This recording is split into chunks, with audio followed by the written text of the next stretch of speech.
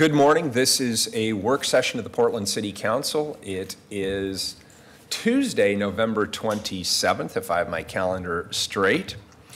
And today we are going to be talking about the 311 customer service project in the Portland, Oregon website replacement project. I'd like to just make a few introductory remarks if I could. First of all, these two projects, the Portland, Oregon website replacement, otherwise known as the POWER project. Good branding, congratulations, that was very well done. And the 311 customer service improvement project, which I believe will transform Portlanders' ability to effectively interact with our government. Customer service in the city currently requires that community members know which of our bureaus are responsible for any of the 300 plus services that the city offers. And obviously it's not easy. All of us have heard stories about people being transferred from one line to another line to another line to another line, and ultimately people give up. It's not easy for them. There are over 135 general information numbers. There are over 300,000 pages of web content at the City of Portland. The Portland, Oregon website replacement project and 311 customer service improvement project, I believe, will simplify and coordinate this information in the services that the community members want and expect to be able to gain access to quickly and easily. The Portland, Oregon website replacement, POWER, is a plan to build a new website platform for the city with a vision to make Portland's website community-oriented, where services are easy to find, access, and understand. The 311 Customer Service Improvement Project is a plan for a new first stop for community questions and requests. So the requests would be online, over the phone, or in person. The 311 system will complement the city's existing customer service efforts and enhance community access to city information and services. We, the City Council, directed OMF to study the feasibility of varying approaches to improve customer service and increase the community's ability to interact with our city government. This work session will bring us current with the project's progress. And I will turn it over to Mr. Reinhardt. Welcome, sir. Good morning, Council.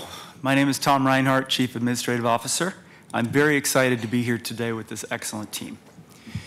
It is rare to have the opportunity to transform foundational communication tools for an organization as large and influential as the City of Portland. We are lucky to have this chance. I hope and expect that by the end of the work session today, you will feel both more confident in our fantastic leadership and confident in our integrated approach to these two projects. As your CAO, I have prioritized these efforts because I can think of no more important improvements in our forward-facing services to all Portlanders than the website and a single access point for our services. Literally thousands of residents contact us each month through phone lines and the website, and we should expect even more as we evolve from a small city to a large city. If we are going to meet community needs and expectations, we need to modernize the website and simplify access to services. I'm proud of how both of the teams represented by Michelle and Josh here today have moved the projects forward in the spirit of collaboration. And on behalf of both teams, I want to applaud the level of engagement and involvement of employees throughout the city, hopefully some are watching this, who have helped bring this collective effort to where it is today. Before I hand it over to Michelle, I want to make it clear we need two things from you coming out of our time today. Your continued support for all bureaus to make time for website content creation, training, and migration. That's number one. We need continued time and commitment from bureaus.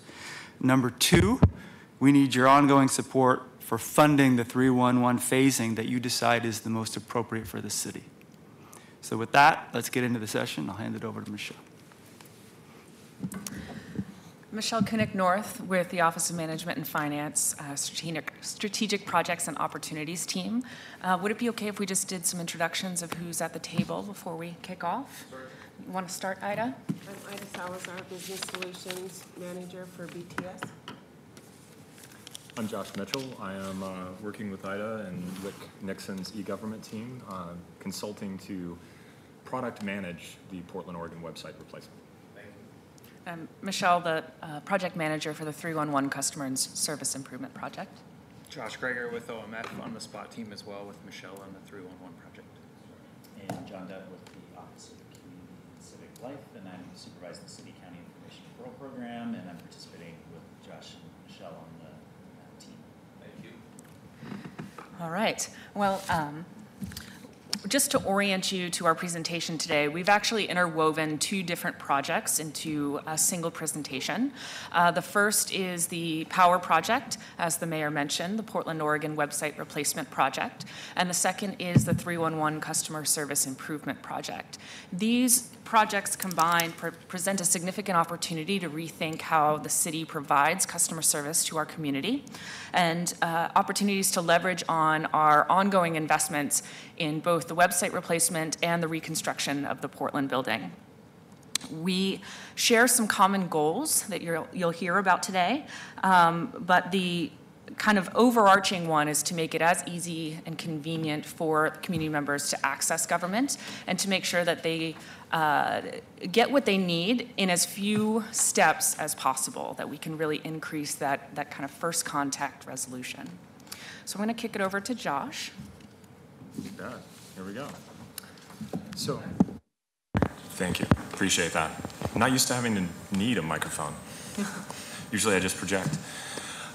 So portland.gov, and that's not a typo. Thanks to the mayor's office, we were able to register portland.gov as the new domain that we are migrating to off of portlandoregon.gov. So everything that we talk about when we talk about the alpha and beta releases, they're all being released at a variation of portland.gov. So the mayor mentioned this vision, and every time we talk about the beta release, that first release with the public, this is the vision we're really focusing on. We're aiming for a community-oriented website, and community is important here. The current website is actually our intranet and our community portal, right? So we combine the content from those two very different audiences into one place. We're planning on breaking that apart in this new model.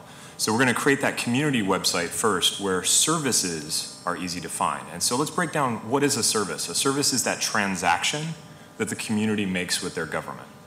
And that's a real focus that we have to kick things off, because that's the thing that most people are looking for most of the time. And we've got lots of statistics on that. We need them to be easy to find, which means search needs to be awesome. Right now, our search results are not that great. I would say that the site is not overly search optimized for search engines like Google or Yahoo or Bing. There's a lot of room for improvement there. The other thing about findability is we need to use words that the community use rather than using bureaucratic terms. We also need the site to be easy to access, and we'll break that down into access by what type of device. We know that 50% of our community users are using mobile devices. We also need to think about access regardless of physical or mental ability. We're talking about making a site that's accessible for everyone, regardless of where they're at. And lastly, we need the site to be easy to understand. The average reading level of an adult in the United States is around 8th grade. And many of the services that we currently have on our site, we've tested this, they test out at above 12th grade reading level. Actually ran into one the other day that was actually targeting groups in high need. Swap out your mic. Sorry about that. We're going to try to fix that really awful buzz. Oh, that's so much better. Thank you, Tom. That ease of understanding is really unimportant, and we've got so much content right now that's actually targeted at really high levels. The example I was going to mention is we have something that's targeting communities of need to be able to do grant funding, and it was written at a post-grad level. So it's totally at odds with what it's trying to achieve. So we've got lots of opportunity to improve the understandability of our site.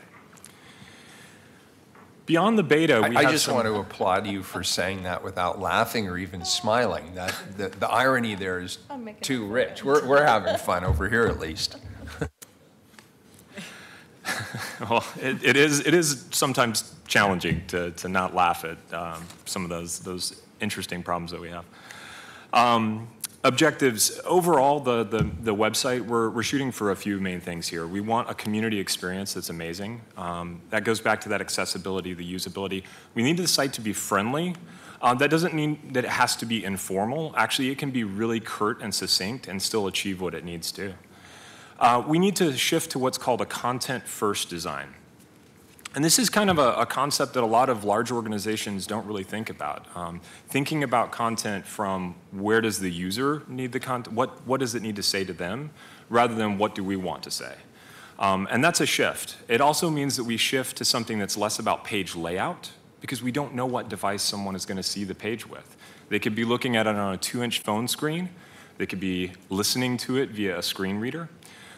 We need to be thinking about that mobility and voice and search and thinking of it from a content standpoint and not did we have this amazing page layout. We'll have an amazing page layout, but that needs to be secondary to the content itself. We need the platform to be sustainable. One of the ways that we're approaching sustainability in this case is we want it to be a long-living platform. And one of the ways that we can do that is by using open source technologies. We've chosen to use Drupal for the new platform. It's heavily used in governments around the world, everywhere from the White House. Australia is actually standardized on it as their content management system of choice. Locally, Multnomah County is using it. Metro is using it very heavily. It's a highly used system. What was that name again? It's called Drupal, D-R-U-P-A-L. Drupal, okay. It's a very open platform. It means lots of people contribute to it, which is awesome because it means that we're not being locked into a proprietary system that we can't customize and fit the needs of our organization. We need the site to be fast and efficient. One of the things I always say is speed builds trust.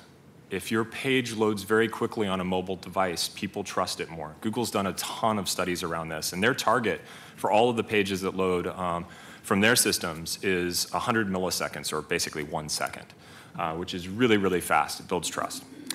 We need the site to be secure. We need to take care of the data that our community is entrusting with us. And lastly, we need the site to be easy to use. And I will always prioritize the community's ease of use over an employee's ease of use. And an example of this is whenever employees add a phone number to the system, we actually have them fill out a form to add the phone number into the system rather than just typing it in. And that allows us to actually format that phone number so that it's clickable on a mobile device and you can just call straight from the device. It also means that it reads it correctly to someone who is using a screen reader. So instead of saying 503, 504, it's going to say 503, 504, the digits like you would expect to hear a phone number. So those are the types of things that we're looking at in the system. Let's talk a little bit more about 311. So the 311 program, as was mentioned earlier, you asked us to come back to you with an implementation plan for a different model of customer service in the city. And what we've done is put together a program proposal that really keys off of this idea that Portlanders shouldn't have to understand how our government is structured in order to access information and services. And that the city really needs kind of an integrated front door so that Portlanders don't need to understand, as you mentioned, which bureau a specific program belongs to. Now, the website is an absolutely critical piece of making this happen. But we also know that about 2/3 of Portlanders prefer phone or some other type of contact with the city, at least for a portion of their needs. So we don't want to go 100% towards online-only customer service. We need to have a multi-format approach to interacting with our community members. When thinking about the overall objectives for a citywide customer service program, we worked with 17 different bureaus and did a community survey and came up with sets of objectives that are both outwardly focused and internally focused. So for Portlanders, we really want to make sure that they can easily and effectively find information and that then they feel empowered because of that to contact government. They feel like their needs are being heard and met, and that they, when they need to contact the city, that they get accurate information back. So again, that kind of building trust with the community. From an internal perspective, we're recognizing that city employees, bureaus, and our leadership are stakeholders as well, and that we have real opportunities to provide the tools, the capacity, the technologies for employees to really provide high-quality customer service, to reduce inefficiencies, as the mayor mentioned. If people are being passed through different departments on their journey to finding the right answer, that's introducing a lot of inefficiency into our services. We also want to make sure that city leaders have data that can inform service delivery and decision-making, and that we can truly refine our service approach and our community outreach to meet community needs and desires. Go ahead. So just to give you a little preview of the implementation timeline, both of these projects are either on or proposing a phased implementation over the next few years. This is both to build on lessons learned and kind of wins in each stage, and also to manage change over a slightly longer period of time. Both of these projects would result in changes both to internal operations and to how the community sees the city. So we have underway the services directory for power. The implementation plan for 311 is in front of you today, and we've kind of kicked off preparation. Starting soon, I'm just going to run through it quickly. We have the beta site coming up next year, I believe. We're actually shooting for the end of this year. A little bit depends on how quickly bureaus can finish writing the first round of services for the services directory. And then we're really going to talk to you today about the Portland building reopening next December as a focus of in-person customer service. And then longer term, some additional future improvements that could expand our customer service more broadly. We'll go into more detail on those as we go through. So want to make sure that we're not proposing these structures simply from an employee standpoint. When we asked the community, we did a representative survey of Portlanders, what things would make it easier for you to access city information services? Overwhelmingly, we heard a single phone number to call and a more unified and easily searchable website. So these are the two things that you'll see again and again in our presentation. What do we provide? As was mentioned, we have 137 different city phone numbers. This handy pocket phone directory that's passed out at City Hall has 80 listed. And we're really placing a pretty large burden on a community member to understand how our city functions. Go ahead. The other thing we have with the... Could you stop for some questions? Yes, for just of a moment? course. Commissioner Daly. Thank you, Mayor. I'm actually surprised that we only have 135 because I know over 60 of them are in PBOT. Yes. So one single bureau. And how do I put this? I mean, an ability to navigate the system impacts individual people and communities and whether they get services and whether they get their needs addressed. And we've been talking a lot about this in regards to PBOT, which historically has been complaint-based. So who gets their complaints addressed? People who know how to navigate this archaic system and people who feel entitled to. And so I just want to say I'm so excited about having a website and a 311 program that is truly accessible to all community members. I think it won't just improve our customer service and change people's attitudes toward the city. I really think it will change the city. So that's all. I have a couple of questions. First of all, when you are identifying community wants, who did you actually survey?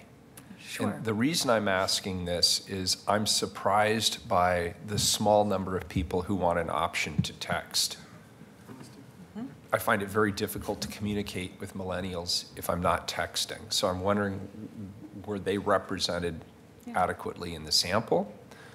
I guess that would be my first question. And related to that, is this data here on the left in particular similar to what other customer service related organizations in either the public or the private sector might find in terms of results? So to your first question about the surveying, we contracted with DHM Research to do a representative phone sample of Portland residents, both using about half landlines and half cell phones.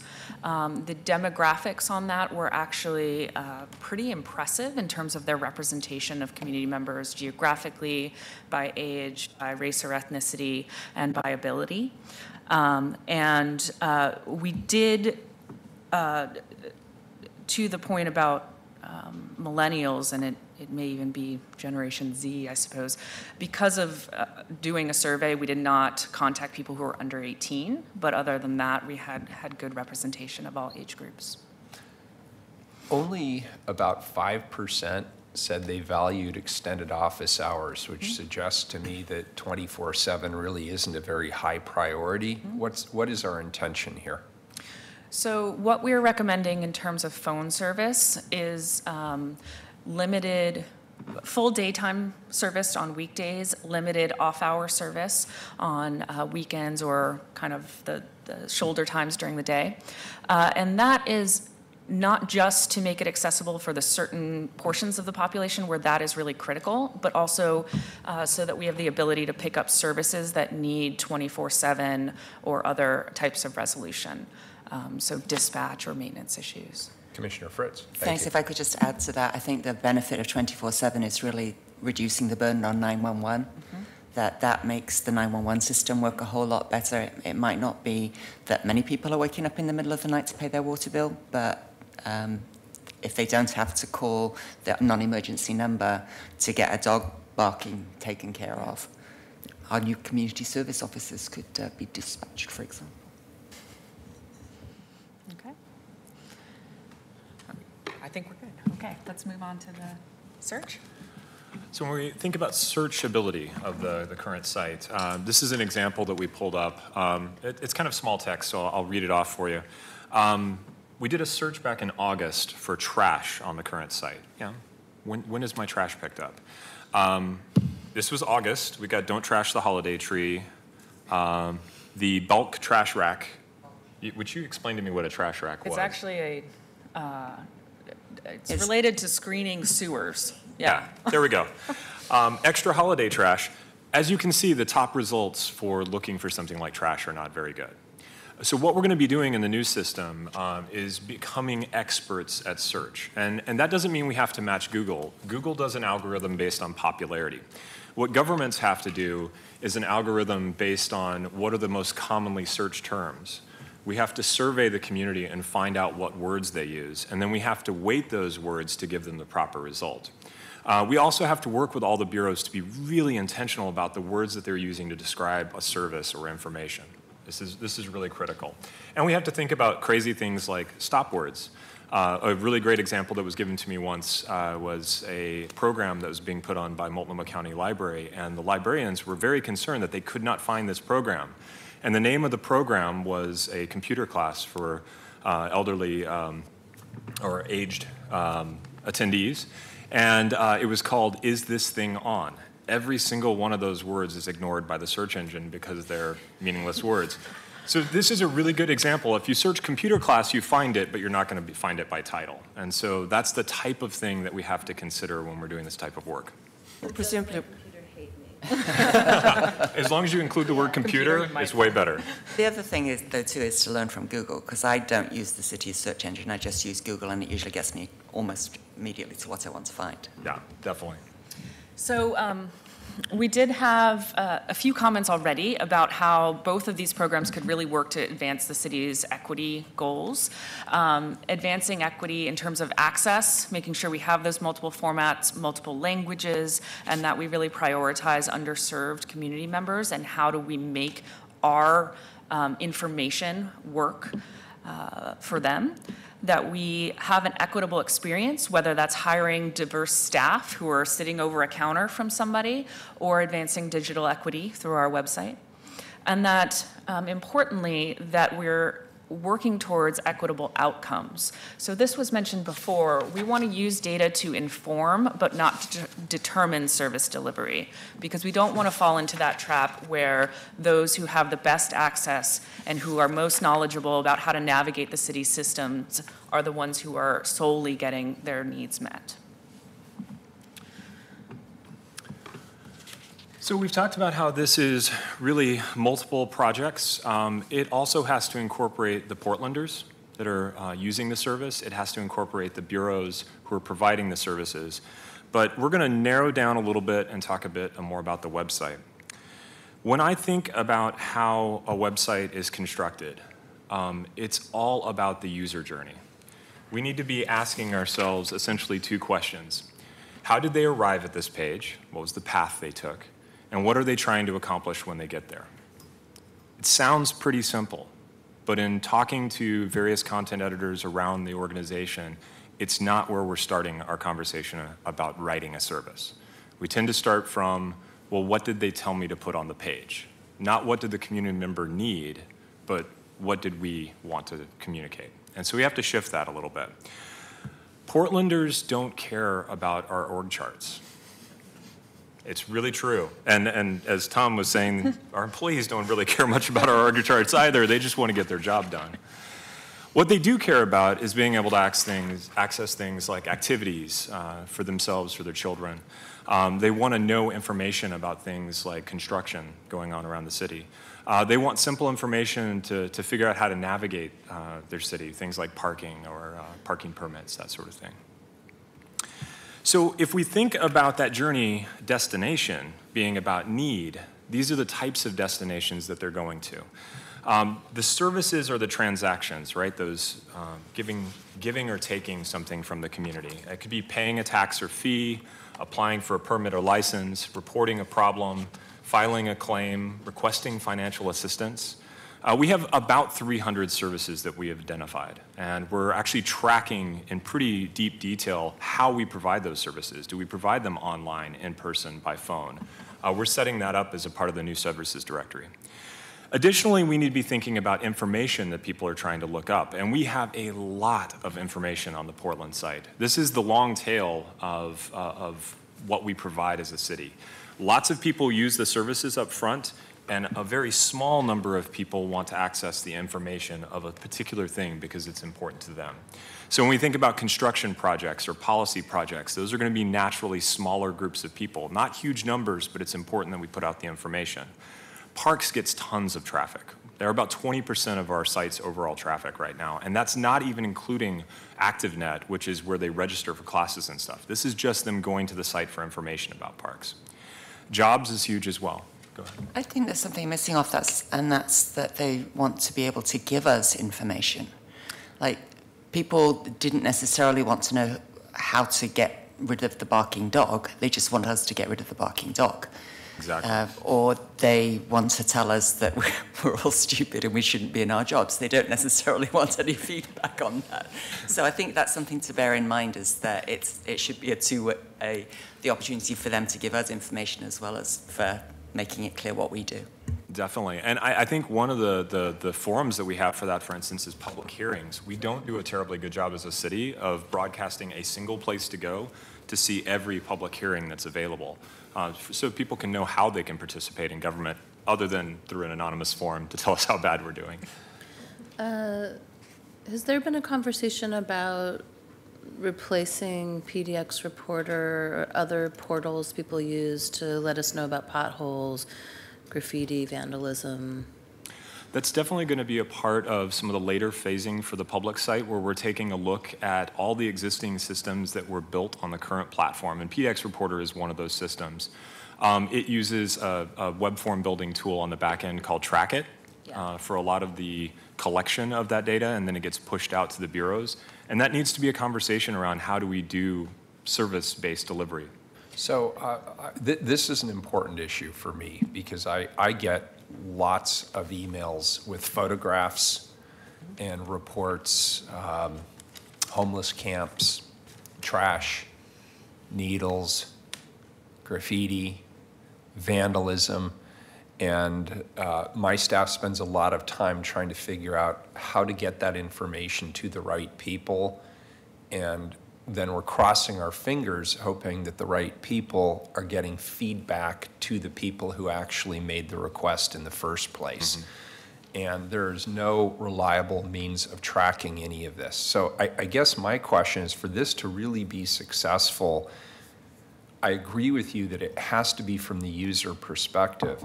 The PDX reporter, to me, started out as the right concept, which is how do you just super easily report a problem? And then how do I know that A, somebody received the request, and B, that they have either acted on it or are going to give me a reason why they're not going to act on it? I just want the feedback. And as I'm thinking about the use of smartphones, I assume that we'll be able to use these platforms on smartphones, number one. I'm saying yes. Definitely. And number two, I'm assuming we'll move towards an app. Possibly. I would actually say that there's an emerging trend right now that we're timing out pretty well with, which is called progressive web apps. What's it called, sorry? Progressive web applications. So basically, the website becomes something that you can bookmark, and it works as well as a native application on a phone. It's a much lower cost of maintenance than actually rolling out applications in, like, say, the Apple Store or the Google Play Store, that sort of thing. And is it as easy an experience, going back to your comments, because I thought you were spot on, saying this isn't about us, it's about the public and the ease of use. Does that make it easier for them to use? It definitely makes it easier for them to submit. I would say one of the big things with all of our form building needs to be, how did the user get there? What are their expectations once they get there? And did we word the form so that they're giving the information with the expectation of how soon we're going to respond to them? A lot of our systems right now they can submit it, but it doesn't actually change policy. A good example of this would be pothole reporting. We could have a highly reported pothole in an area where a lot of people pass over it, but it's lower priority because maybe there's a foundational issue to that road and they can't address it as quickly as they can address something else. So there's definitely a mix there of being able to explain to people, here's what you've submitted and here's the feedback. And I think we do need to get better about the feedback of, this is how soon you can expect a response. Yeah, I think you're actually hitting on an area that spans across these projects. So kind of thinking from, community member wants to contact the city. They go to the website, or they go to the website on their phone or on their watch or potentially through a voice device, and they have an easy way to find, hey, I want to report this problem. Once we hit that, when we're talking about replacing Trackit, it's to have that underlying form be consistent, be easy to use, gather the information that we need, and then to have that information go to a tool that can actually make sense of it. A lot of our Trackits right now, they just go to somebody's email box. So do we have something on the back end, some sort of system that can make sense of that data, route the request, and then track the status and feed that back up either to your office or to the community member directly? So that's something that we're proposing in this implementation plan as kind of multiple pieces across these two projects, but to get to exactly the goal that you're describing. I think that's critically important because the volume that we get is large. And I think the biggest complaint that I hear from people is, I contacted you, I contacted your office, I contacted a bureau, and I didn't get any response. And that really is not acceptable. We have to find a way to be able to do that. And I realize it means not only investments in the technology platform, it also means investments in the bureaus to be able to deliver on the services. Mm-hmm. Or at least we need to have something that very clearly says, you know, the PDX reporter sort of set the expectation that if you report a pothole, it's going to get filled. And then it actually doesn't. And it's almost worse for having the application. I mean, people feel like you're being disingenuous with them. So I think you'll see an early example of that expectation setting when Josh previews the new website. Great. As an opportunity to to communicate. Could I ask you one more just futuristic question? I know that in other cities, speaking of potholes, for example, and this could apply for trash or Enough of anything the else. potholes. I'm so glad I put you in charge of that. Some cities have apps where you can actually submit photographs, and then they get a response. Are we moving towards that, or is that not the right direction? I believe with PDX Reporter, you can submit a photo currently. But again, it is a little bit of a black hole because there's not a response that said, hey, we've got your photograph and this is the priority of that pothole.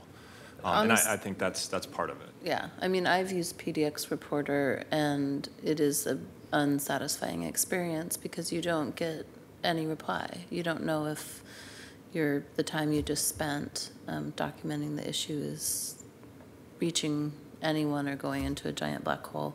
I just want to point out that what we're talking about is a CRM or a customer relationship management tool. It has a name. I'm hoping that we're going to talk about that as we move forward, because I do think with a city our size and the volume of calls and emails and requests we're getting, we desperately need something like that. And it wouldn't just improve our service delivery, it would help us collect really valuable data. The mayor's right. We hear from people so often who claim they've contacted the city over and over again. We have no way of verifying that. We don't know who they've talked to. We don't know what action has taken. We are spending exponentially more time on each complaint than we should be. So I know that cost is going to be a big issue, but I really think I think we have to do this no matter what the cost is, but in the long run, we may see some savings because we're not going to be wasting so much time on each complaint. Definitely. I agree with that. And I also, we need to have a mechanism of saying no, that we spend a lot of time on the affluent people who have the time to complain, sometimes over and over and over again, when actually the answer is we don't have the resources to take care of that. So that's something that kind of needs to be built in as well. You know, in the olden days, they had the paper transportation system plan, and you got your project on, and if you were lucky, you saw it march up from number 5,064 to number 4,099. But at least you knew that if you were to live long enough, you might see it get to the top of the list. Yeah. I think, and this goes to transparency and equity, I'm beginning to hear some pushback from more affluent areas in the city who feel that they're being completely neglected in this equity equation, and that they are now underserved and being treated inequitably. And I think if we shared those calculations and the way that we prioritize, especially, I mean, Peabody is a great example, but parks certainly, any bureau that's making investments out there in the community, I'd be happy, very happy, if the public could actually see those mechanisms, and maybe there is a list that they get to see their item march up. I hate to see how long that list is. Well, I think what you're speaking to, and I think what the service directory gives us the opportunity to communicate very quickly and easily, is this an urgent, we have certain things like sewer spills. We got a 24/7 dispatch line. Somebody is going to get on that right away. We also have things like longer-term thoughts about bike improvements that have to go through an entire planning process, community outreach process. Can we tell people immediately where are you in that spectrum, and how do you get more information? Maybe that has to pass you over to transportation planning information, but at least you know that this is the type of thing that the city plans for, and how your idea or request is going to move forward. And I think having this all in one place gives us a better opportunity to quickly and easily articulate that. One of the big changes with the new website is everything is strongly typed. So a construction project isn't just a subcategory site in in the system. It's actually a construction project, and we have special fields that you can put on that. And we could absolutely have fields that spoke to the equity lens, or fields that spoke to overall budgeting, so that we can communicate that information out in a structural way. Do you want to just jump to the Jump straight to the demo? and then maybe come back? Let me do the let me do the user journey bit, because I do want to talk about where all this information, where people are coming from. When we think about how they're getting to the website, this is something that we've had to spend a lot of time about. They might be using a search engine, say Google. They might be getting an email campaign type message, so something coming from an elected official's office or coming from a particular program in a bureau. It could be information that we're sharing on social media, and we want that to look a particular way. It could be information that is coming to us via referral, so like, say, newspapers or travel sites, parenting sites. It could be signs and billboards. It could be snail mail. We send a lot of mail out to community members. We send a lot of brochures and business cards. We have those sitting in a lot of our service locations where you can walk in and pick up a brochure, and it might have a link on it that takes you back to our stuff. And of course, we send out transactional emails from a lot of our systems. So say it's time for your water bill to be due, we send you an email if you set up an account, and it sends you a transactional email and says, "Hi, Chris. Hi, Tom. It's time for you to pay that bill." So in most cases, we're sending them on to our website. So as we think about the new portland.gov, 70% in our current site, 70% of our traffic comes through search, particularly organic search engines like Google, Bing, Yahoo. It's mostly Google by leaps and bounds. So as you were saying, Commissioner Fritz, it's very much watching what they're doing and figuring that out. We know that about 3% of our traffic comes to the site via email campaigns. And it might actually be a little bit higher than that, but we don't have a lot of expertise within the bureaus in setting up really trackable, measurable campaigns and then acting on that data. Same thing with social media. We're sitting at around 3%. And by the way, when I'm done here, this is going to add up to 101%, and it's because I used rounding. Somebody told me I needed to call that out. On those email campaigns, you could actually look at the elected officials' public email boxes, because we get probably 50% of standard emails, same thing 100 times, 300 times. Over and over and over again. Yeah.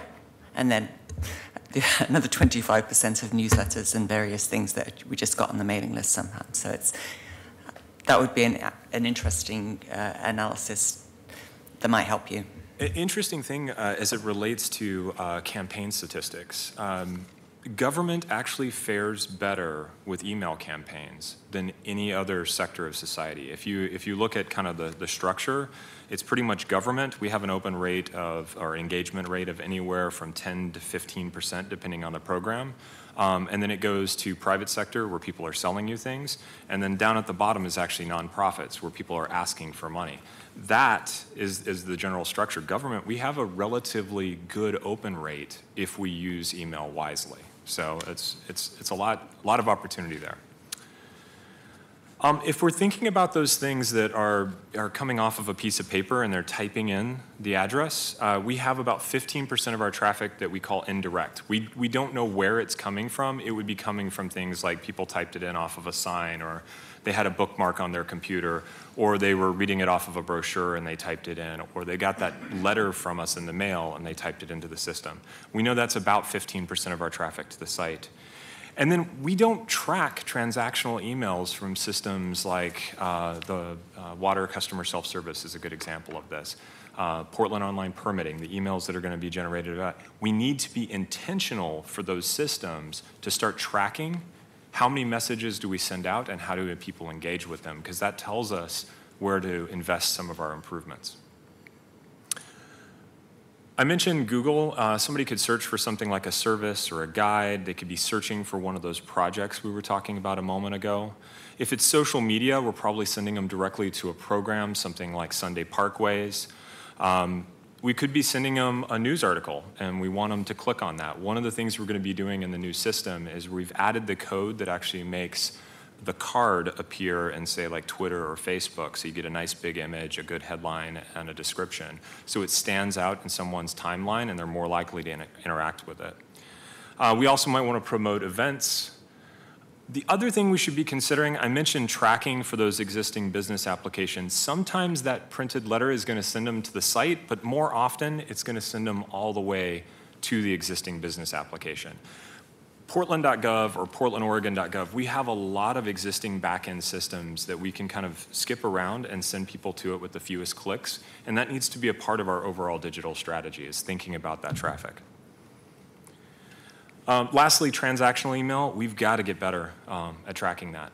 Really spend some time on it.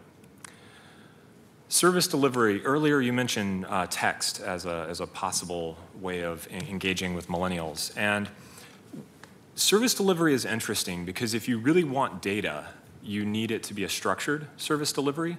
So right now, our preferred methods would be online, because we can track all kinds of data around it. In person, because if we actually set up this service desk where we've got some service desk software tied to it and we're tracking those interactions, we have an opportunity there. And by phone, for the same reason, if we're tracking those interactions that have happened and we're collecting it into a system, that can all be a very structured way of collecting data. Chat could also fall under that. We don't have any existing examples of chat in the system, but we could absolutely do that, and it could use basically the same operators that you would use for a phone system. Unstructured puts a lot of the pressure on the person making the request. So if you're a community member and you have to send in an email or a text, you have to know what you're asking, and then the person responding to that has to kind of know how to respond back to it. We don't get the same opportunity to structure it out. That's not to say that it can't be very effective. It's just harder to collect meaningful data on it because it doesn't come in a categorized sort of way. Same thing by mail and by fax. We have a lot of services right now that we basically ask people, download this form, fill it out, and mail it in to us. That costs us a lot of money, and it's also a very unstructured way that we can't track very well. So we need to be thinking about that as we're building our services directory. Oh, we have a surprising number of services that are by fax is preferable. It tends to be services that are targeting either businesses that would have fax machines, or interestingly enough, some of them are actually targeting like retirees and people in an aged population, which I don't think is ideal because they don't always have access to the fax machine. So it's something we need to work on for sure. So here's an example of one of those user journeys. Let's say Chris decides that they want to register a business with the city. They might search the web, and our goal should be on the first 3 results of their web search.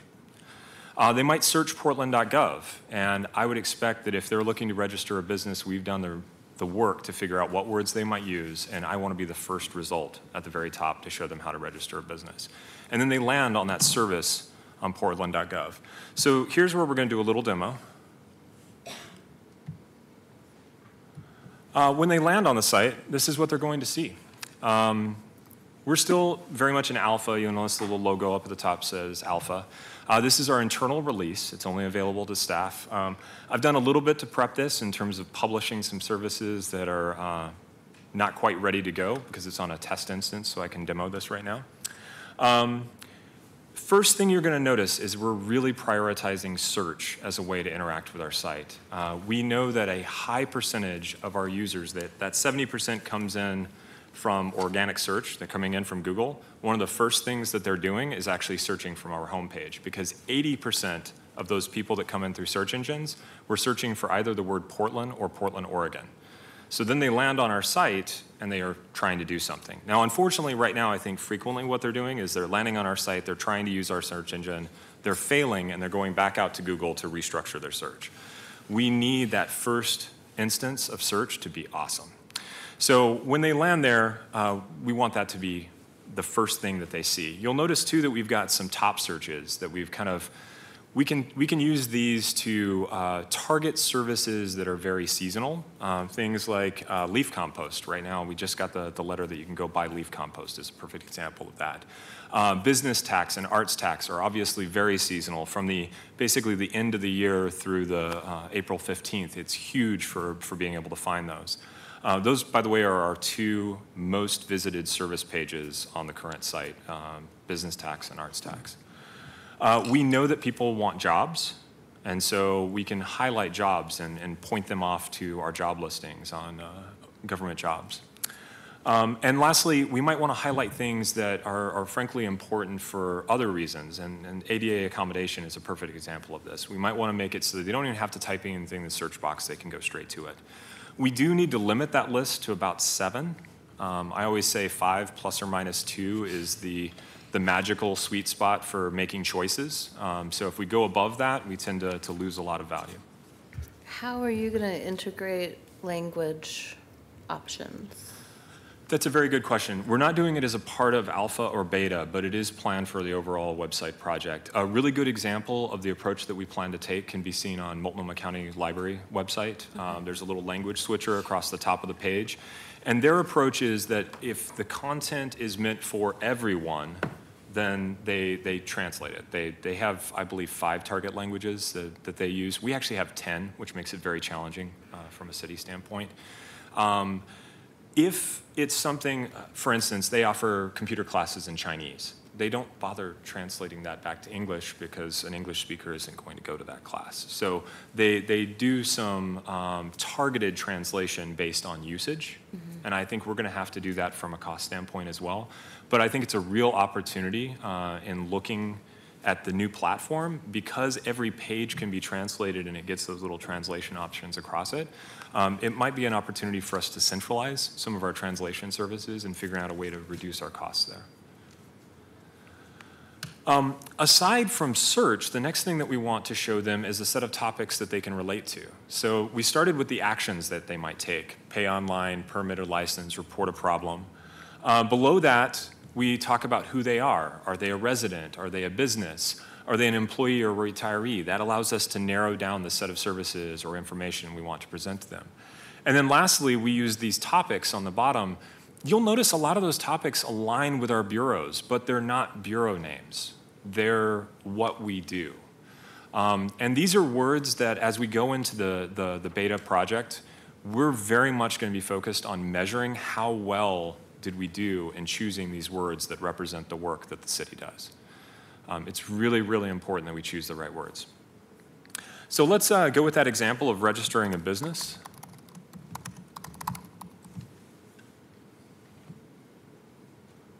Aww, live demos. Well, we have it on the presentation. I do. I'm just going to refresh real quick.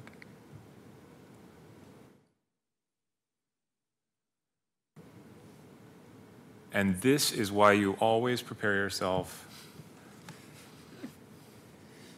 for the unplanned. You were going to see the very first search result was register your business. When you rely on the internet as your demo, you're always in trouble. So this is an example of a pretty well-written service at this point. Register your business. We've taken a lot of time in trying to figure out the description, working closely with the revenue team and thinking about it. We gave them an expectation of how long it should take them to fill out the form. We might even want to expand this to say, well, this is the expectation of how soon you'll hear back with us with your business ID or something like that. This is meant to be search engine optimized. It's meant to be a landing place where somebody gets the description of the service. You'll notice that there is a link there for register your new business. That actually takes them to the existing business application. We don't index our existing business application. So a perfect example of this would be POPS, the Portland Online Permitting System.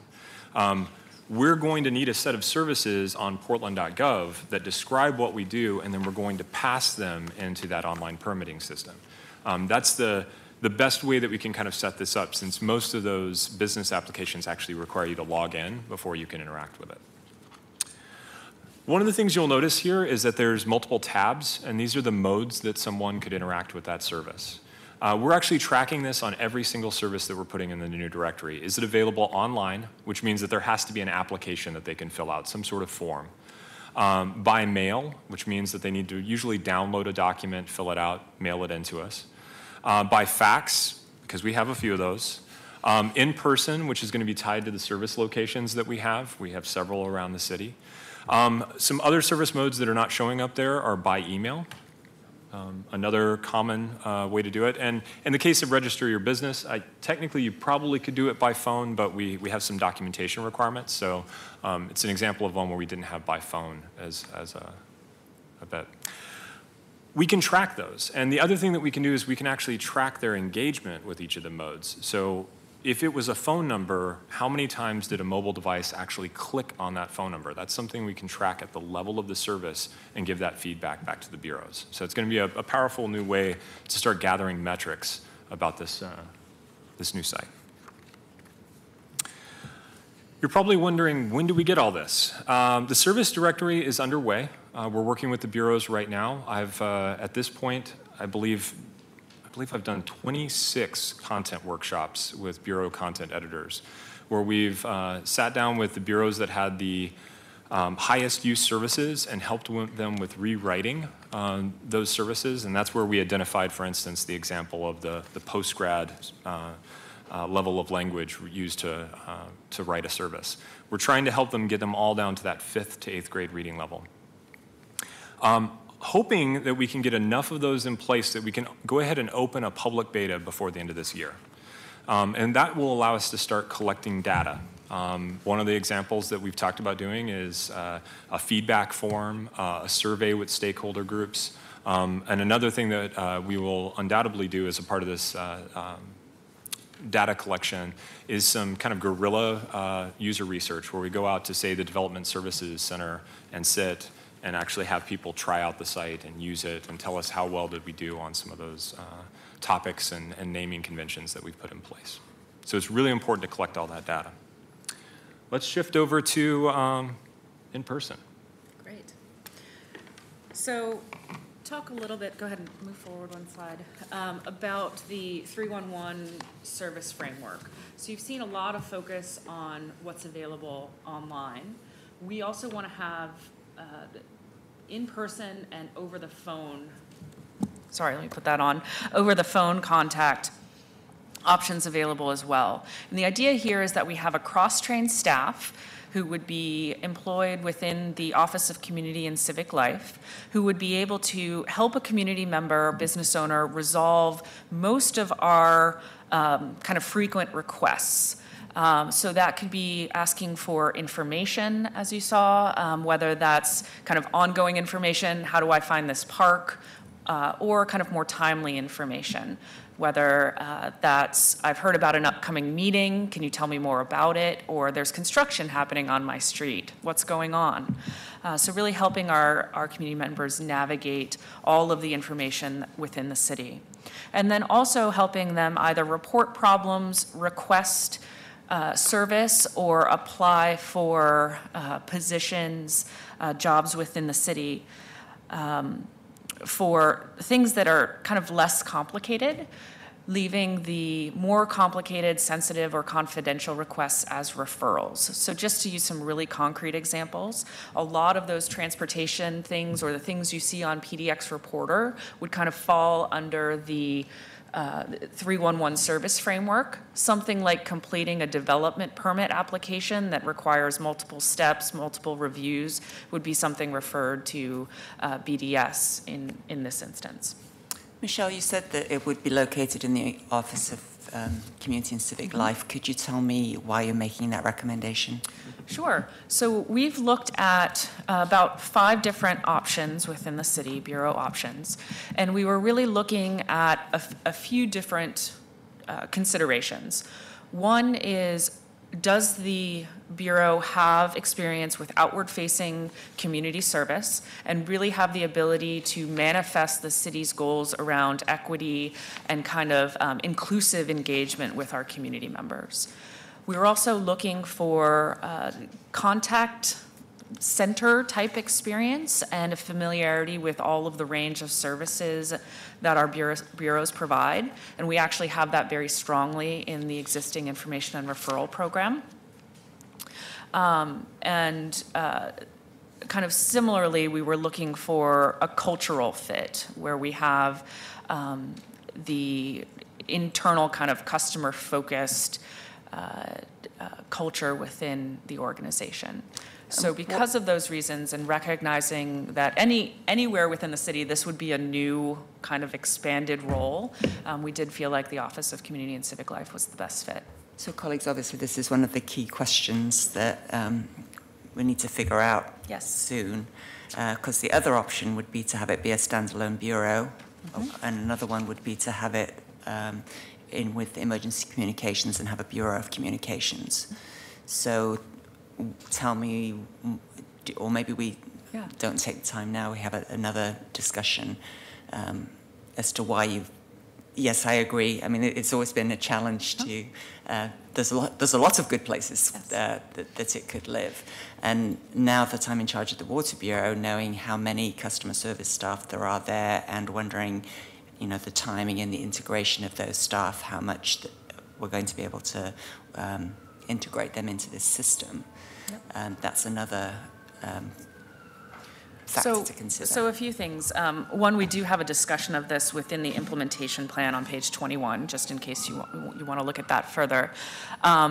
We do feel like this aligns very well with the mission of the Office of Community and Civic Life, but recognize that there's additional support that would be needed both around project management and some of the technical expertise. And so allowing other, having the project management for the implementation within the OMF Office of the CAO over the next few years, which can then facilitate kind of learning from some of the other customer service centers we have in the city, and also leaning on the Bureau of Technology Services to help kind of scope business requirements and acquire any necessary technology. When we look at some of our existing very strong customer service centers like the Water Bureau, like BDS, we've actually proposed in this plan that most of those services are referral from in the initial phases, because we already have a very kind of strong, well-functioning customer service team. We don't want to interrupt things that are going well within the city while we stand up a much broader program. So obviously I'm so excited about this project. Let me just say this right now. And I need to also interrupt to say, Mayor, kudos to you and Tom Reinhardt. Been on this council for almost 10 years, and when I first got here, John Dutt told me that we should have done it 10 years before this.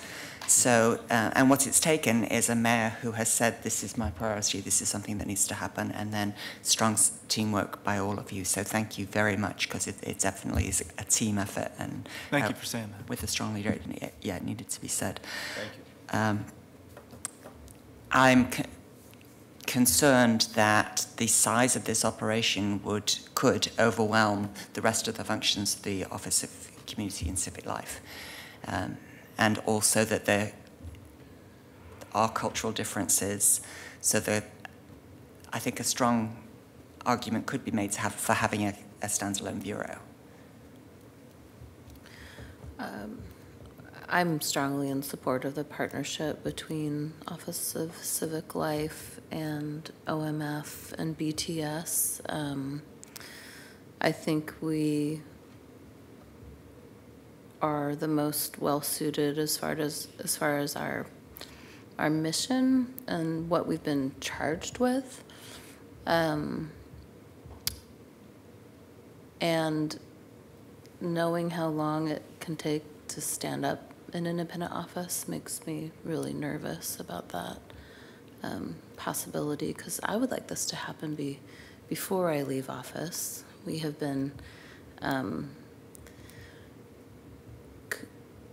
was going to say complaining, I guess I'll say encouraging BTS and others to make improvements on especially the website, which I find maddening to use personally. And it should be this incredible resource for the public and a way for each of our offices to communicate vital information, and we barely use it.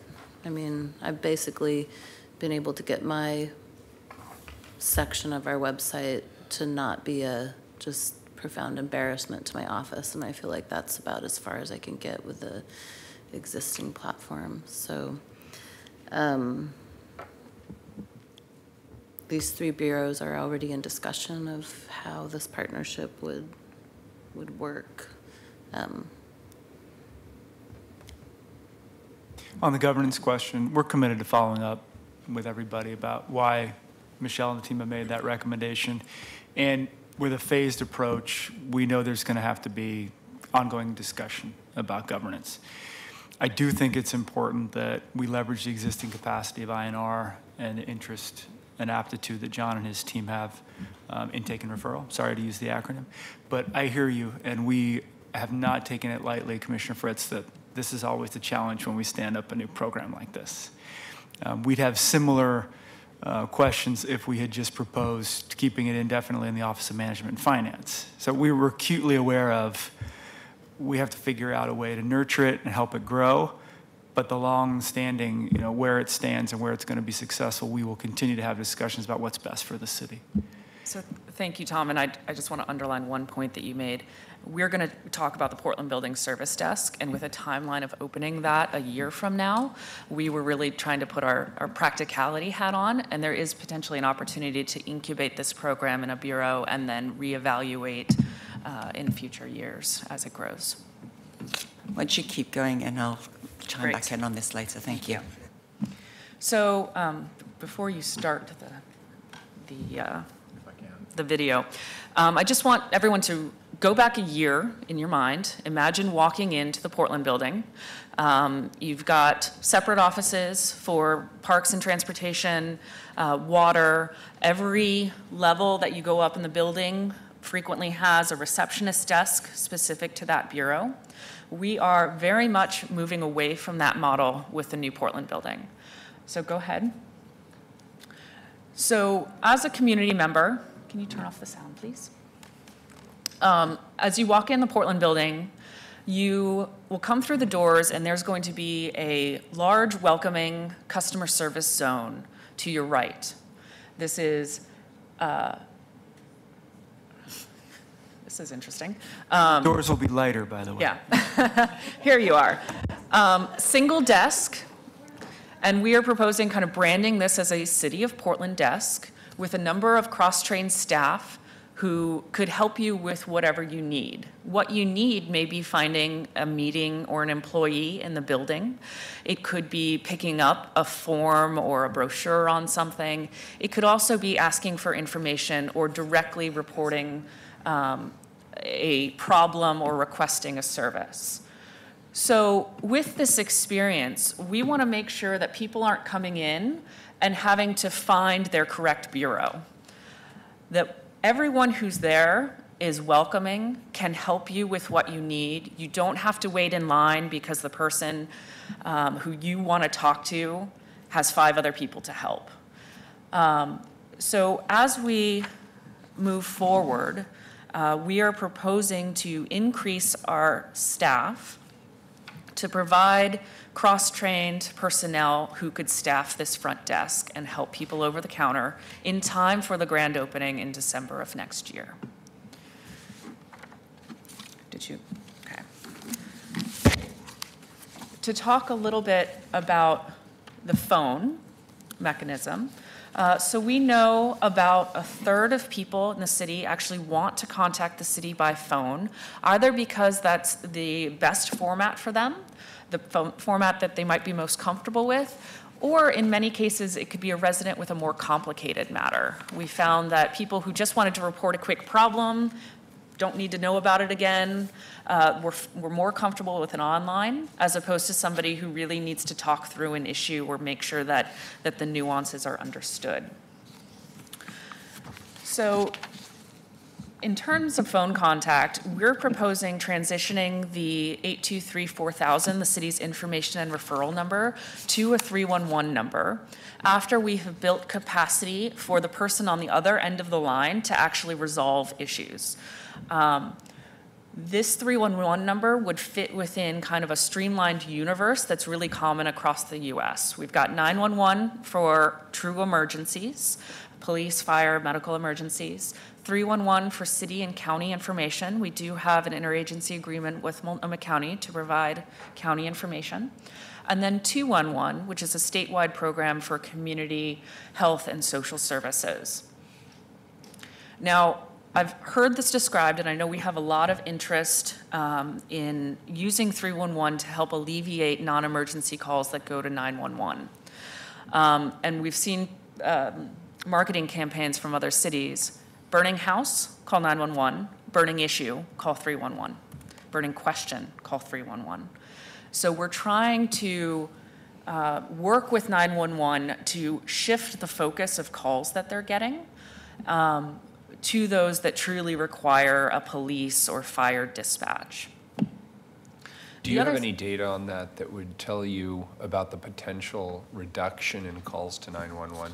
Yep. So we have looked at other cities who have done this type of transition in the past. Baltimore, who's an early adopter, Minneapolis, New York, Sacramento, all saw pretty significant decreases in their non-emergency 911 calls after instituting 311. A few of those that actually have hard data saw about a 35% increase in the decrease, in the first year or two. Do want to caution that that isn't always the case. Sometimes clearing up those calls that take a long time, that are kind of mucking up the queue, actually allows more 911 calls to get through, and you see fewer people hanging up. So you get more 911 calls, but they're appropriate 911 calls after instituting 311. One more thing quickly on that. 311 could also then be a key partner in natural disaster or emergency preparedness. The information and referral program has played that role in the past, but this would certainly increase the capacity to do that important service. So just to give you a very concrete example of this, something that we are proposing as a pilot is language and ADA accommodations. So let's say Sam wants to request an accommodation. We know that significant users of the phone are people who have or are living with a disability. So today, to request that, Sam needs to know who to call. Our website has a list of 35 individual staff in city bureaus, so this person would need to know the program and which department it's located in, and contact them directly. That person may or may not have a consistent level of expertise in this area. In some cases, these folks are no longer employed with the city. In the future, what we'd like to do is have Sam call 311, a clear, consistent, single phone number, someone would be on the other end of the line, intake that request, get consistent information that could then be sent out to a bureau, making sure that all of the information needed is received. There would be a mechanism with that software to track the service request and the resolution. And this could actually lower our administrative costs, because there could be a more consistent process and less burden on individual employees to process these requests. So in terms of 311 implementation, we're proposing a phased process, starting with the presentation today of the implementation plan. We've already kicked off some of the preparation work in hope that we have your support, working on service level agreements with bureaus, understanding software requirements. We'd also like to focus on improving some of the processes that we do over the counter. We've kind of hiring staff would be a major component, and also looking at how we manage change among city employees moving forward. All kind of gearing up for that opening day of the Portland building next year, with future tasks including the either service desk or customer relationship management software that we've talked about. Opening a 311 call center, and then of course kind of learning as we go, continuously improving our service delivery, and eventually doing a marketing and outreach campaign, likely in conjunction with programs like 911 and 211. Have you identified where the 311 call center would be?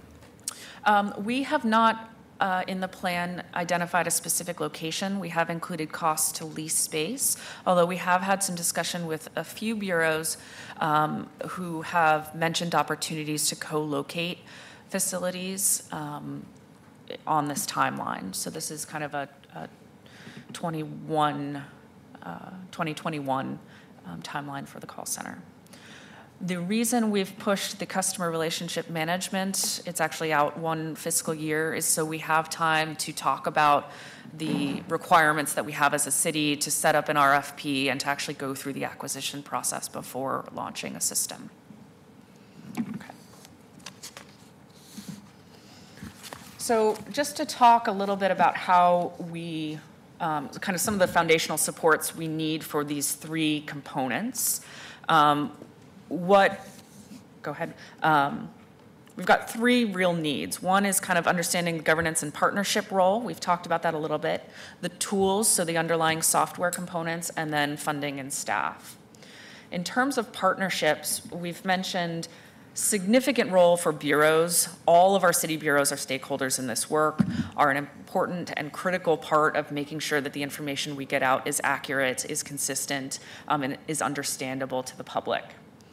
Governance partnership, we have Power situated under the OMF Bureau of Technology Services, and we are proposing that 311 be a partnership with the Office of Community and Civic Life and OMF, and then also regional service partnerships with the Bureau of Emergency Communications, 211, and Multnomah County. Do you have anything? So when we talk about tools, a couple of key components for this. Web forms is something that we want to replace in general for the website. We want to replace Trackit off the current platform. That gives us the ability to also deprovision, deprecate that old platform. We're putting in budgeting for that to be in 1920 is the fiscal year that we're shooting to have that purchased. What that would entail is giving us a platform so we can make highly accessible, very effective intake forms for all of our different services that might need that. There's plenty of business applications that have that built into the business application, but right now we have well over 200 Trackit forms that are kind of publicly available that people can submit information into and that we would need to migrate to this new solution. It also could be the front end for intake that goes into the customer relationship management or service desk software, so that's something else to consider. Another aspect of the Power project that is going to be figured out in this next year is community login. Basically, whenever someone creates an account on portlandoregon.gov right now, that's being stored in the same system as that content management database. So we need to be able to migrate that off in order for us to completely deprovision that system, and we want to make sure it's meeting all the requirements that we have for security and scalability. And we want to give people new ways to be able to log in to services with the city. So we'll be considering, all the important components of how do you create an account, how do you maintain that account, how do we collect your information, but also give you the right to remove that information from our systems when appropriate. So that's community login. So knowledge-based tools, most CRM 90 plus 311 systems around the country rely on some sort of knowledge base for their staff. They need to know city information, how to access services. We are incredibly fortunate that the Portland.gov project is already taking an approach that provides that information. Portland Maps would also be a significant resource.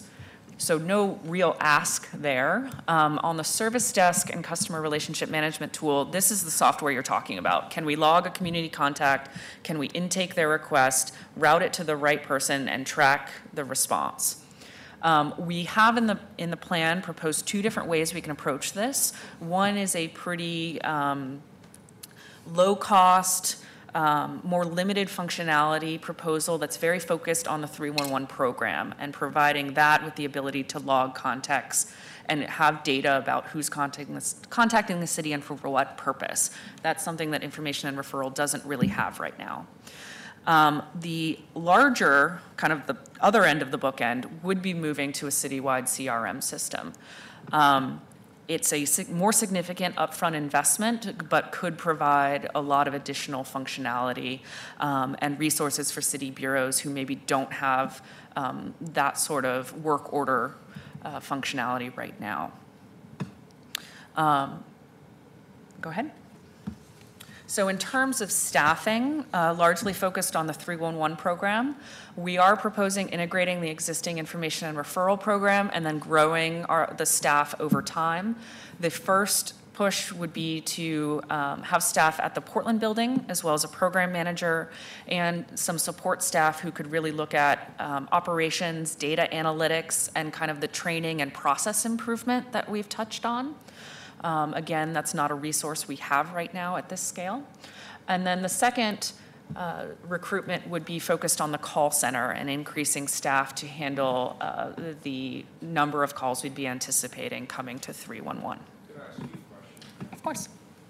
So we currently have people in the bureaus who are doing some of this work. Are you anticipating that these are in addition to the people currently in the bureaus doing customer service, or are you going to deploy some people from the bureaus to a centralized customer service center? So what we're proposing is using a funding model that is based on a cost-sharing framework, whether that's level of service interagency-based or something like overhead internal services-based, and allowing bureaus to then make that decision on their own. Do they, because of the 311 program, maybe not need as many phone line staff because they're getting fewer calls, or do they potentially want to find those resources elsewhere in their programs? So at this point, we are not proposing kind of picking FTE out of bureaus, in part because that could create some real morale issues in the city. So this is where we have to have the discussion about governance. And this is not, what you're proposing is not what had been envisioned for the last 10 years. If we go back to what you said about the Portland building and wanting people to be able to access what they need, in the old Portland building, there was the Water Bureau spot, there was the park spot, and there was the information and referral spot. And those were the three spots that people really wanted to go to that were used. The reason they were in the Portland building is because people wanted to go sign up for a parks program, pay their water bill, or find out something else. And so I haven't had this discussion with the Water Bureau just yet. I wasn't aware that this is what you're proposing. I want people to be able to pay their water bill at the 311 service desk and then refer complex problems to the Water Bureau. But I was envisioning that there would be some Water Bureau staff because we do need to figure out, this is going to benefit the rate bureaus. We need to be able to make sure that there's appropriate funding and staffing. And there should be some ability to consolidate staff rather than hiring new ones. Okay. So on the first point about the ability, the kind of the functions that would be provided by 311 staff, I think we need to have a number of conversations with bureaus about what 311 is taking on and to articulate that in service level agreements with the bureaus. As far as the actual staffing, we would like to move towards a model, and again, this challenges the way we've been doing things, where everyone on that row can help you with what you need to do as a community member. And that's not just a 311 program. I mean, that's the way that I support that. But what I'm saying is that the non-Water Bureau staff could learn how to handle some Water Bureau problems. The Water Bureau staff could learn how to handle some non-Water Bureau problems, as long as we make sure that the staffing is commensurate with the benefit to the Rate Bureau, we're good. But this is fundamentally another council decision. So the first one is the governance. The second is how much, what are the staff going to do in the different phases? And so I feel very strongly that people should be able to pay their water bill. John? I just want to speak to the staff. Oh, yeah, the staffing issue.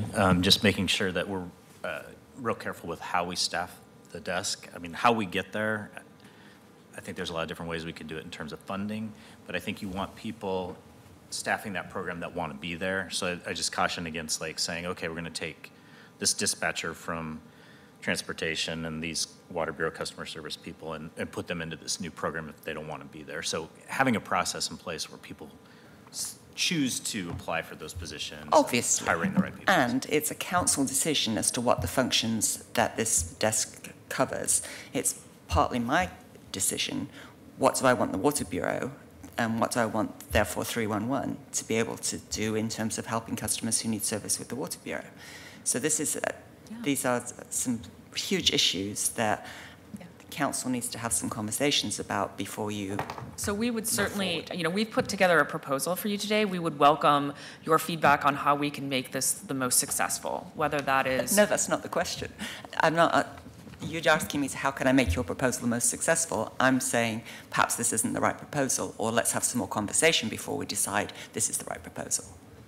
I think we are in agreement that 80% or whatever percentage, the overwhelming majority of requests and services that someone brings into a place like the Portland Building Customer Service Desk should be able to be handled there. We are in agreement on that. What I think we're raising here, and we obviously need more conversations, is this will come down to, because of the situation we're in the history of the organization, we won't continue to be as successful as we've been beyond my wildest dreams in the first year of this effort in terms of the integration of the bureaus and the collaboration in terms of making this a successful switch if we're not thoughtful and measured about how we, quote, consolidate any services in that desk. So I think we're in agreement. I think what Michelle is proposing is that we will provide you many options, and of course that'll be your decision as a council about how to do this, but we can't say to all the bureaus, you are going to just transform what you're doing without consensus among the council, who manages the bureaus as commissioners in charge, about how to do that. I think that's the back and forth we're having. I also want to say, I have the privilege of being at this table when we're talking about budget constraints. And we specifically crafted a phased approach, and I was very directive with the team around give council options for leveraging on information referral, for working with different entities that already exist, so that we don't give you sticker shock with, we'll never get there because we have all these other competing interests. And I think these questions are entangled in a way that we won't resolve here, but I agree that they're important, that we need to keep working on them.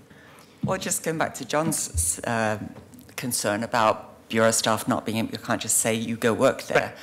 I would be willing to bet dollars to donuts that if you ask the Water Bureau's customer service people, who of you would like to go help people pay their bill and give them information about how to get assistance on that bill, and who of you would like to stay here and take complaints, I bet you I'd have some volunteers to go over to the new center. Right.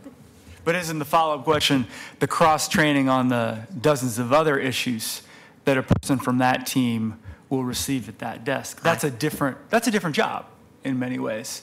And we're trying to be respectful of, these teams have had a very specific job, many of them for many years. And this whole effort has been trying to move towards, if we are going to have a city desk there, as I'm directing us to develop in terms of the Portland building, how will that function that's the most useful for Portlanders? Well, the other question I have is who's representing emergency communications in these discussions? So we've actually been working directly with Director Kazi for most of the project so far. Because that's if we're going to be able to achieve a third less calls to 911, we need to make sure that we're including them in the discussions as well. Yeah, he is incredibly excited and supportive of this work, and prior to having a 311 center fully operational, wants to discuss kind of interim measures so that their dispatchers and call takers can more quickly hand over calls to 311 staff. Could I ask a question just about the proposed 10 FTE in the Portland building? Number one, if we're serious about that being in the 2019-20 fiscal year, then we need to engage this conversation really quickly because the budget process is already underway. Number two, will the Portland building staff also be taking calls, or is that just specifically for people walking in? So this proposal includes 5 over-the-counter staff, a program manager, and then the operations program analyst and training staff. What we are envisioning day one is likely that INR continues to do phone customer service, and these folks are doing over the counter, but that over time they would be cross-trained and would rotate. We've heard that that employees prefer a model where they can rotate and are not constantly at a desk or constantly on the phone. We also have a help desk downstairs in this building. Will it be integrated with the work that they're doing?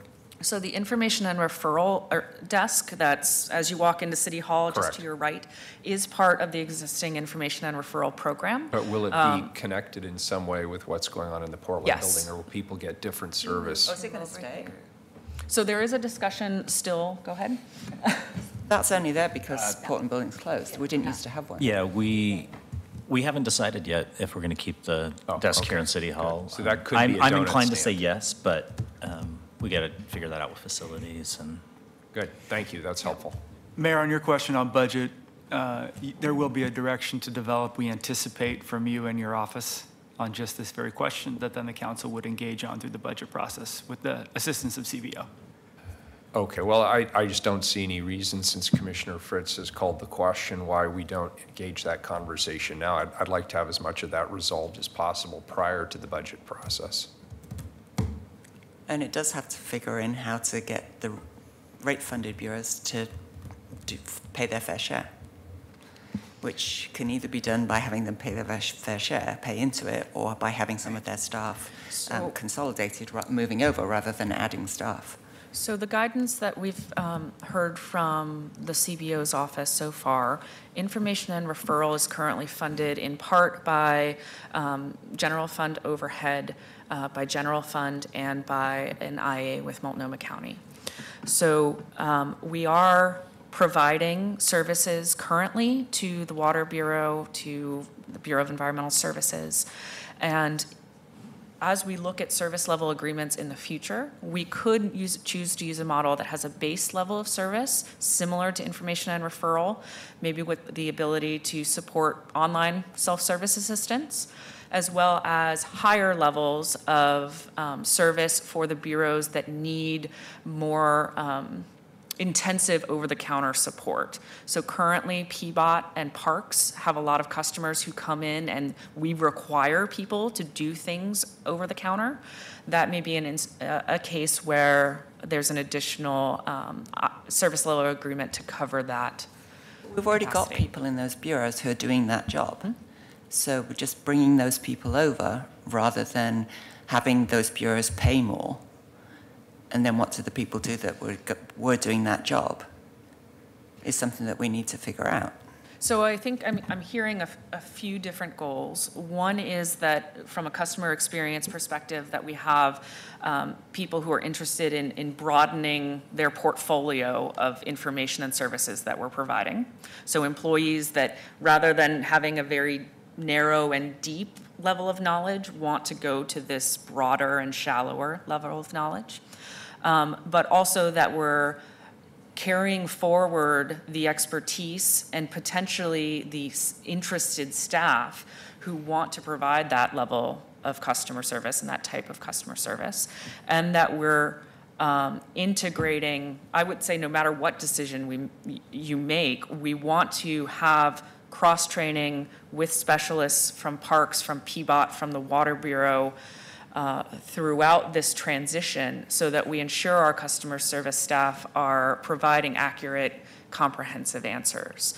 So how we make that transition. Wouldn't the best way to do that be to bring over some of those experts and have them in the mix, that they're right there to ask a question? Are you proposing on a transitional basis or on a permanent basis? I was envisioning a standalone bureau that would bring in willing people from other bureaus, probably guided by the people who know the most about information and referral. But that would be the core of who would be providing these services. And that we might need a smaller number of people to do some of the new services. But basically what we're trying to do in this project is to provide the same services, but just more efficiently, and therefore you might even need fewer people because you spend a lot less time sending people. I've called up 823-4000 several times and had to keep calling them back because the one that I didn't, they were like, no, I don't do that anymore. So it could be done more efficiently. You'd need less staff. Commissioner Fritz, I appreciate your thinking on this. I want to caution on the assumption that many of us fall into, that a standalone bureau is less costly. There's lots of cost to having a standalone bureau, and we're having this conversation at many levels at the city. I do think it's interesting, and the team will come back with some ideas around, the existing talent and expertise we have in bureaus. I think that is completely council's prerogative to look at that in terms of an opportunity, and also a long-term cost savings and just a more efficient use of our resources. We welcome that. I'm elated that you brought it up. I just want to caution we often fall into a standalone will be easier, and we have gone from the premise that we have a lot of existing expertise in the organization. John has been instrumental in this project through information referral, and we want to bring you some options related to that. I love the idea of these kind of front desk people being the reference librarians of the city of Portland, or being kind of providing a concierge service, I guess. And I do imagine it will lighten the load on some bureaus, but I mean, as you mentioned about 911, it may be that in clearing out all the unnecessary calls, we're making room for more legitimate emergency calls. And similarly, if we make our system easier to access and navigate, we may see an increase in customer or community member requests or need for services. But I do think it's vital that, as you've envisioned here, you can walk up to anyone who's standing behind that desk, and no matter what your question, they're prepared to assist you. And there's no go over in that line, go over in that line. Yeah, I'd just like to say that there is actually a report I read fairly recently from, I think it was Kansas City, Denver, and Minneapolis, that their contacting rates all went up. So that's definitely a goal that I personally have in terms of making it easier for folks who will make more people want to do business with us and know how to do it. Absolutely, because right now we have a significant population of disenfranchised people that don't feel that the city is doing anything, that don't feel that the city is serving them, that don't feel that the city cares about them. And although we're all doing an extraordinary amount of work through our bureaus and on council, we're doing a poor job conveying that, and we're doing a poor job providing access to information and services. So. Does that complete your presentation, or is there more? Well, no, this is... Can I do a closing comment, Mayor? Oh, Just go back to Commissioner that Fritz. slide. The last slide, please. The desk. The one that's showing the staffing. Staff. It's essentially what you're proposing is just to double the staff of INR. And that's what this proposal is to make it so that we have more people to send people to the right places in the bureaus. Me too, I've lost both of mine. Your microphone, Michelle. It's not simply information and referral, it's adding that resolution capacity, so that if you're calling in to request a service or report a problem, the person you're talking to over the counter or over the desk can actually enter that information, route the ticket for you, rather than referring you to another bureau to have that provided. Then I don't think that's enough staff. Okay. We can talk through the assumptions that went behind this, but that's useful feedback. So that's a good conversation for the future. We'll put that in the parking lot. Council, thanks for a terrific conversation. Thanks to this fantastic team that I'm inspired by every day as they continue to do great work on this. I told you at the outset, we need two things from you. We will follow up with Commissioner Fish, Commissioner Saltzman, and Council-elect Hardesty around what we are going to need to continue to keep the momentum going on this project. First and foremost, your encouragement and cajoling and direction to your bureaus to continue to invest their limited time in ongoing questions that have been raised, work that needs to be done to figure out the right path so we can continue to give you good recommendations. 2, ongoing work of your staffs and your time at check-ins and when we have time with you individually to figure out what's the best path on the phasing. We know you're going to have significant constraints over the next couple years on competing interests of many community needs. This is a request that I recognize as your CIO isn't in a vacuum. You're going to have to weigh this against a lot of issues. So please spend some time with us and be clear with us on where you want this to fall in terms of phasing this in. If we go with your foundational direction, that this needs to happen, we need a little bit of time and direction on how long we're going to stretch this, how aggressive we're going to be on staffing, and that's going to take some work on our end. So thank you, and we will follow up with you. Are there any other questions we can address? I see Commissioner Fritz. Yeah, I need to know, obviously this is a decision that has to wait until Commissioner-elect Hardesty gets into office, particularly since she will be in charge of the Emergency Communications Bureau. So we've got time to have some more discussions prior to that, but there does need to be a decision made by council about the structure Yes. and about what the functions are going to be. And so before I direct my bureaus to, move forward on what you've proposed, we need to make that decision. So there needs to be some mechanism to make that decision. We will propose that follow-up after we evaluate. And I neglected to mention that Commissioner-elect Hardesty has received a briefing on this per her request. So she's quite interested in this issue, and she's up to speed on the recommendations. So, in your own onboarding with the commissioner, she's ready to have that discussion with you. Good. I want to thank you for your excellent work and your continued progress. Obviously, improving the experience that our residents have in terms of gaining access to information and city services, it's critically important. I think there's some opportunities here to improve the responsiveness of our bureaus to our residents. The website in and of itself is a significant improvement and a big step forward, and I appreciate that, and I look forward to seeing that progress in the near term. Longer term, I think we're all committed to the 311 concept. As Commissioner Fritz mentioned, there's a number of details that do need to be ironed out, and I think you've done an excellent job today putting everything on the table, helping us understand where the decision points are, what some of the potential flashpoints are that we have to resolve as a council. And I know, Tom, you'll work with us and with your team to help facilitate those conversations in the appropriate order at the appropriate time. And I also want to thank the folks sitting in the cheap seats today representing the bureaus who have to work hard to implement all of this. This requires changes on your parts. It will require targeted investments, and we will need to help support those targeted investments. It will probably require some shifts in culture and training.